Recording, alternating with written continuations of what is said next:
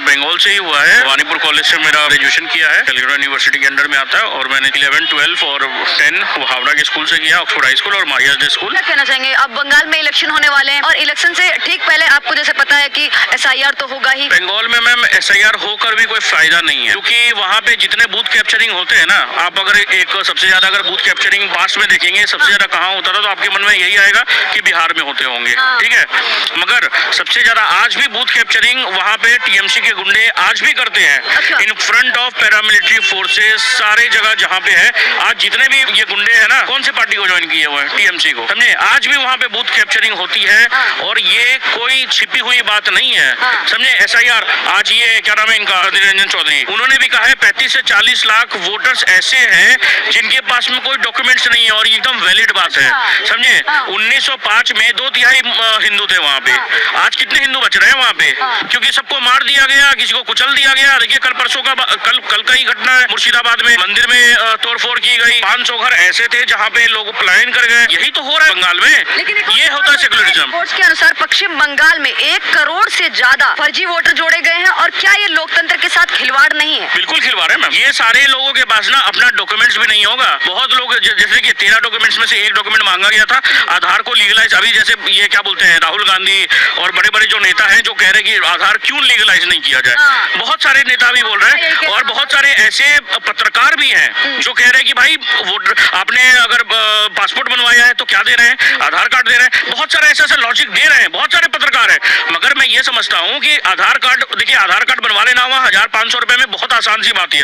और बांग्लादेश से कोई क्या बोलते हैं, बांग्लादेश से जो आते हैं मेडिकल वीजा पे, ये सब जो आते हैं, वो लोग यहीं रह जाते हैं, उन लोग जाते नहीं है वापस। एक केस ममता बनर्जी का खुद का भी है। सवाल है, जन्म प्रमाण पत्र कहाँ से लेके आएंगे, बर्थ सर्टिफिकेट कहाँ से आएगा? मैम जब मिशनरी बिका हुआ होता है ना, आप यही बात बोलिए 1976 में जो इमरजेंसी लगी थी, जो इंदिरा गांधी ने लगवाई थी, कैसे सारा मिशनरी को कैसे दुरुपयोग किया गया, ये ममता बनर्जी को अच्छे से पता है कि कहाँ पे क्या करना है। वो तो सीधा बोल रही है कि खेला हो में, मैंने कुछ भी करेंगे, हम घेराव करेंगे, खेला करेंगे, चाहे कुछ भी करेंगे। बंगाल में ममता बनर्जी का जो तानाशाह चल रहा है, ये खत्म होना बहुत जरूरी है। फिराद हकीम जो कहते हैं कि ममता बनर्जी थी, है और रहेगी, मतलब सत्ता को आप बहुत ही मान रहे हैं। खिदिरपुर मिनी पाकिस्तान बोला जाता है, मेटिया ब्रुज वहाँ का जो इलाका है मिनी पाकिस्तान बोला जाता है, टिकियापाड़ा, ये सब जगह को ना मतलब एक सेंसिटिव इलाका है। वहाँ पर आप देखेंगे TMC के काउंसिलर हो या TMC के बड़े बड़े नेता हो, बम बना रहे हैं। ये कोई छिपी हुई चीज नहीं है, ये न्यूज में आते हैं मैम। क्या आपको लगता है कि बंगाल में जो घुसपैठिए हैं, जो फर्जी वोटर्स हैं, उनकी वजह से रियल वोटर्स हैं, उनकी जो ताकत है वो कहीं ना कहीं कम पड़ जाती है? बिल्कुल कम पड़ती है। आप एक बात बताइए, जो बाहर से जो आए हैं, ये जो रोहिंग्याज हैं और ये सब जो बांग्लादेशी जो मुसलमान हैं, वो आएंगे और किस पार्टी को देंगे? जिसने उनका वोटर ID कार्ड बनवाया, ममता बनर्जी को ही वोट देंगे उन लोग। आज एक टाइम पर इन लोग का विरोध करती थी, मगर अब यही लोग इनको वोट देने का काम कर रहे हैं, तो उनको अपनी गोदी में बैठा लिया। ये ममता बनर्जी के वजह से जितने भी क्या बोलते हैं, ये जो रोहिंग्या है और ये सब है, ये क्या बोल रहे हैं कि अगर SIR हुआ तो हम इलेक्शन कमीशन का घेराव करेंगे। मतलब आप एक बात बताइए, आप एक संसद आसान होगा SIR करवा पाना बंगाल में? मैम देखिए, सबसे बड़ी बात है कि जब वहाँ पे CBI जाती है क्या बोलते हैं कार्रवाई करने, तो CBI को वहाँ की बंगाल पुलिस अरेस्ट कर लेती है। तो ये सारी चीजें हैं। देखिए ये कौन से स्टेट में हुआ, ये बंगाल में हुआ है, वो भी ममता बनर्जी के राज में।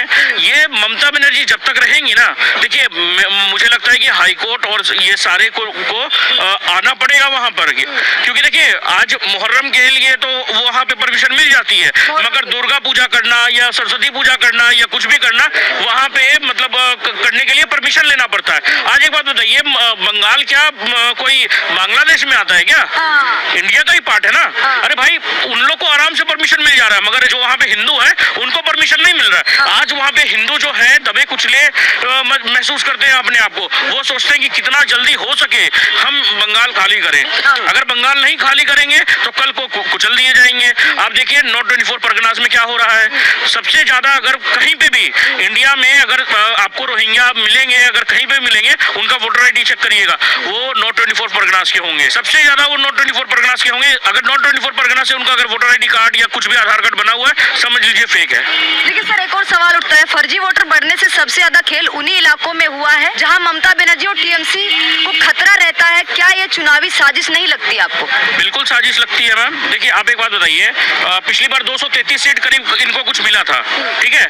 अगर एसआईआर होता है और इतने सारे, जैसे समझ लीजिए कि इतने सारे वोट्स जो हैं वहाँ पे, अगर ये जो अगर समझ लीजिए 40 लाख भी वोट अगर कैंसिल हो जाते हैं वहाँ पे, तो देखिए इसके ऊपर में बहुत ज्यादा गहरा असर पड़ेगा, बहुत ज्यादा गहरा असर पड़ेगा। ये बिहार में तो देखिए, बिहार में तो असर पड़ेगा ही पड़ेगा एसआईआर का। मैं समझता हूँ कि ये जो सबसे बड़ी बात है कि ये जो बॉर्डर फेंसिंग होती है, अगर वहां से जो आते हैं लोग बोल देंगे भाई बीएसएफ किसके अंडर में, उसके अंडर में, मगर जो लैंड है, जो लैंड ही नहीं दे रही है वो कि वहां पे फेंसिंग हो। ममता सरकार चाहती है कि जितने से ज्यादा घुसपैठिया आ रहे हैं वो आने दीजिए। अभी किनका तो नेशनल कमीशन वुमेन का क्या, तो किनका तो सायदा क्या नाम है उनका, वो कह रही है कि बांग्लादेशी और इन लोगों को भगाना क्यों है, यहीं पे रहने दीजिए। अरे भाई यहाँ पे रहने दीजिए, आप अपने घर में बसाइए ना, आप अपने घर में रखिए। आप शहीद हमीद आप पाकिस्तान में ले जाइए, आप कहीं भी ले जाइए, आप वहां पे रखिए। अरे भाई बंगाल को इस बार शुद्धिकरण कर देना है बंगाल का। क्या नाम हो सर आपका? मेरा नाम चोपड़ा है जी। चोपड़ा जी, क्या लगता है कि बंगाल में एसआईआर होना जरूरी है या नहीं?